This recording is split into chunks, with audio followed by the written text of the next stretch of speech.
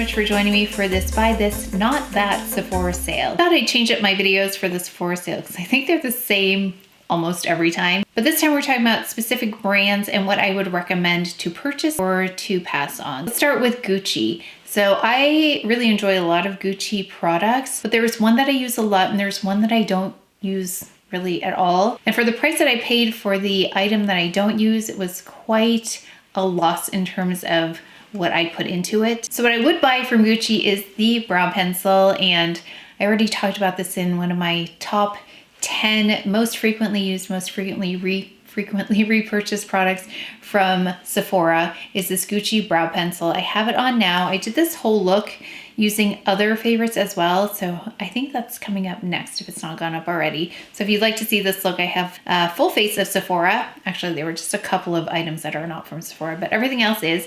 This is Gucci's brow pencil, and the reason I love it is because it's got a powdery finish to it.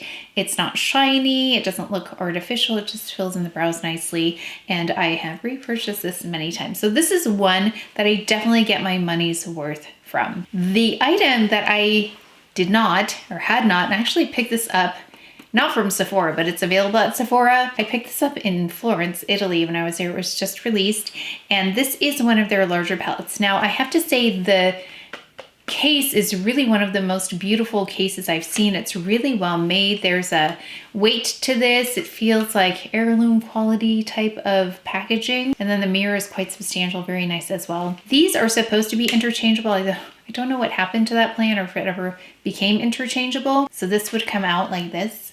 But there are, let's see, 12 shades in here. And I don't use this palette. I wish I used it more. That's why I feel like I don't get my money's worth from this, because I don't use it. And there are also some neutral shades, which you think I would use, but I don't really use them. And here's what it looks like without this. So you could use this for something else. I don't, but you could if you had this and you didn't know what else to do. But I wanted to steer you away from this as well because the price point is quite high on this particular item. And if you want a really beautiful eyeshadow, there are many other choices out there.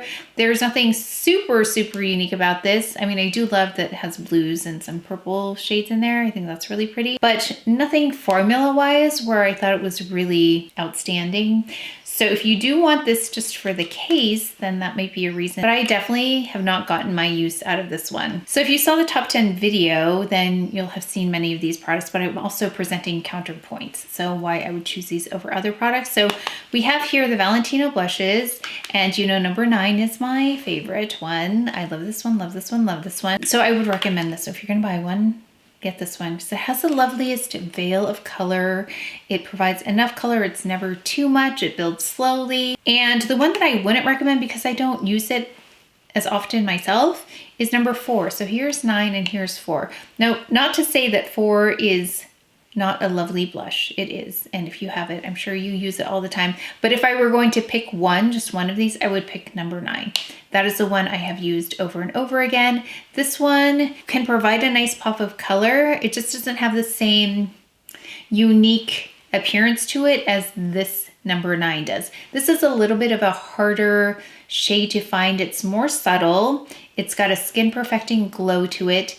It's very easy to apply. It's user friendly. It always looks beautiful. This one is, just because of the color is a little bit more intense, it doesn't have that peachiness that can provide the color correcting aspect for me. I was tempted to just pick up all of the Valentino blushes just to see, but after I picked up this one, I thought I don't love it as much as I love number 9. But do let us know if you have any of these Valentino blushes, what you think of them and what shades you prefer. It may have to do with color as well, because I have some color correcting to do up here, and there's a bit of a peach element in number 9, which works really well to help me with these dark spots in front. Then we have here Patrick Cha. I'm so impressed with his blushes. I really wanted to pick up another one, but I didn't see one that I would really love as much. I think there were some newer shades that also came out, so I'll be looking at those.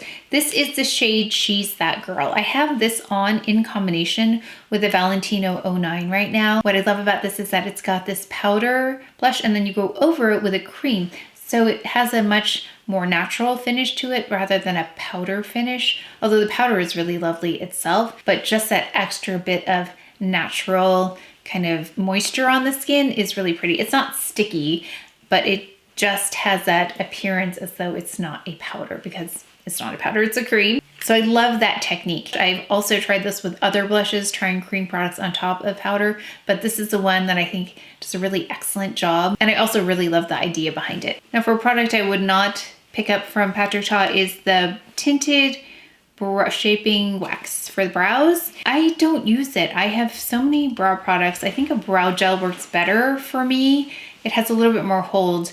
So waxes in general don't hold my brows in place like I want them to be held in place. So that's why I go for a brow gel. So I'd pass on that if you like brow gels. But I have to say the spoolie and the brush that goes with it work really well with my brow products that I do prefer. This is a really nice brush. It's very precise. So I really enjoy using this with a different brow powder that I use. Now for one that's kind of new, and then I want to skip around because I kind of wanted to add a little bit more of this. So I recently did a video on Prada's new products. I have here the eyeshadow. This is a refill. I have the foundation. I have the lip, which actually I have on now. I have a hyper matte on in Notte, which is not my favorite kind of finish. This is that hyper matte, like I said. So I have a little bit of the Fenty lip balm, or their lip product. It's this one. And then I just added a little bit of the color on top. I really like the color. It's one of the cooler shades that I noticed that Prada had. Some of them had some really warm undertones. So I liked this, but I don't love the finish. But if you like a matte finish, you might really like that one. But between these two, I would pick up, and you might be surprised because I didn't love the look. It actually was one of the most difficult looks I've ever done. I could not get the shades to play well together for me. So I had a harder time with this, but I really liked this shadow here. So if you do like the color story for Prada, because they are some of the most unique palettes I've ever seen, just the way they put their shades together. I really like this shade though, but I don't think it's worth it to spend as much on this for one shade, although it is the largest segment in there. But if you do like the color story, it's a really lovely product. It's one of those next generation eye shades, and I just wanted to take that and just put it all over my lid because that has been my favorite way to wear it. I did do this look. I think that might be coming up if it hasn't gone up already. And I'll show you the other products I put. Actually, I'll list them all below. Oops. But I love the finish of this. It's really creamy. It did really well. I did a wear test on this. It's just a slight bit of creasing after several hours of wear. But you can see how effortless this is when being applied, and it's really pretty in real life as well.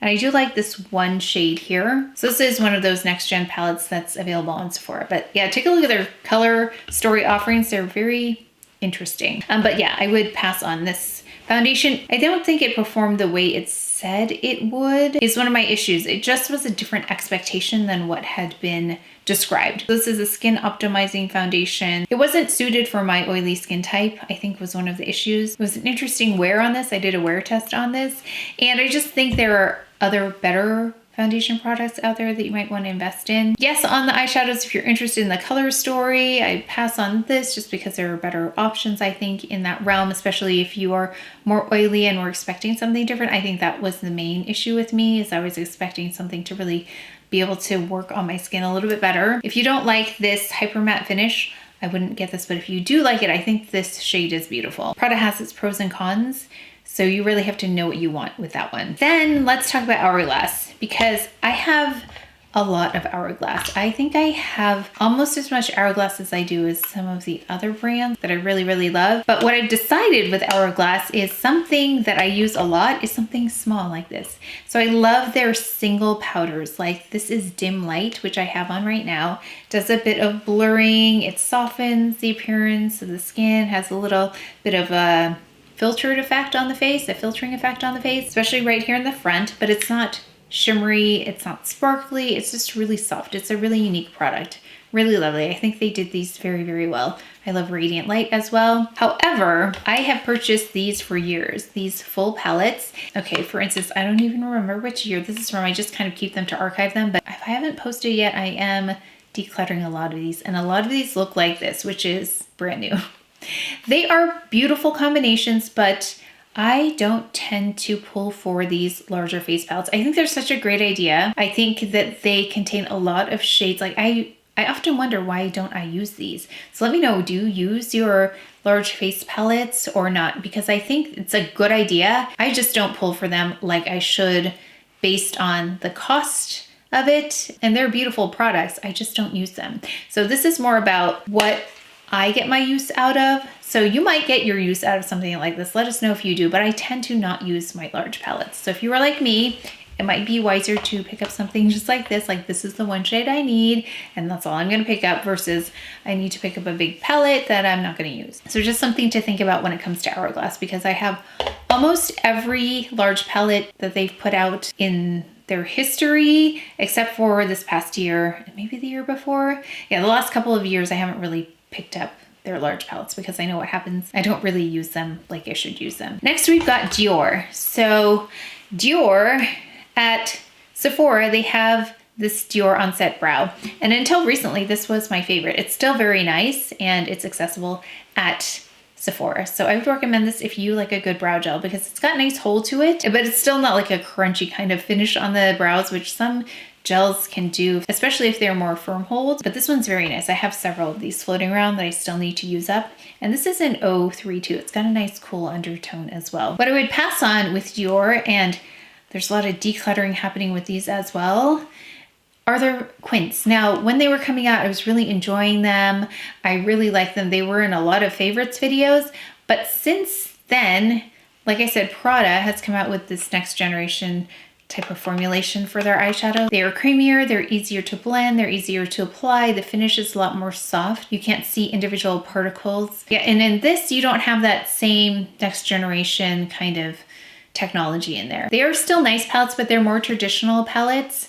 So I'm wondering if and when they would do anything to update their formulation on these palettes, because I feel like we've been seeing these for a long time. So it'll be interesting to see if anything ever happens with these Dior quints. But right now, they are not the ones that I pull for. I'm pulling for other next generation palettes, because technology seems like it's come quite far with eyeshadows, that I'm really impressed with some of the new things that are coming out. However, if you always wanted to get a Dior quint and you've had your eye on it and it's on sale, I think it's a good time. But if you are waiting for something a little bit more up to date with what's happening with eyeshadows, I would pass on those. Then we've got here Guerlain. Now Guerlain does some of the most beautiful bronzing products out on the market. So I've just got the regular bronzer, and I've got the one that has the different shades in it. This one has more of a glow. This one's the traditional one. And this one's in 03. And then this one is in light. So 03 and light. I think Guerlain does bronzers really, really well. Now, something that I've had from Guerlain, I think I discarded it because I used it once and I did not get along with it. It was their eyeshadow.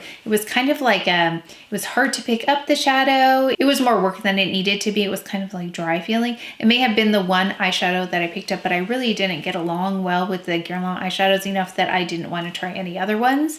So you may have had a different experience with some of these Guerlain shadows. Let us know if you have, and if you had a good experience, I'd love to know. But I really tried to make that one work and it wasn't working for me. So I don't really even look at the Guerlain eyeshadows now unless they have an updated formulation. Let me know if they do. But the one that I tried, I was not impressed with. I'd definitely be considering their bronzers, so they are really beautiful. And then we have Westman Atelier, and until recently, this had been my favorite no makeup product. It's a liquid super loaded in Peau de pesche, which was really hard to get a hold of a while ago because it was selling out. Everyone wanted this product. It's great for drier skin types as well. So I got that on actually underneath my foundation today. Another product I really love by Westman Atelier are their blushes. I think they do such a nice job. So this is Chuchette and this here is Bichette. Really lovely blushes, and what is so great about these is that they can be applied on top of makeup and it doesn't lift the makeup underneath. It's not as rare anymore, but I remember before it was really hard to find a cream blush that wouldn't lift off makeup underneath, even when applied with a brush.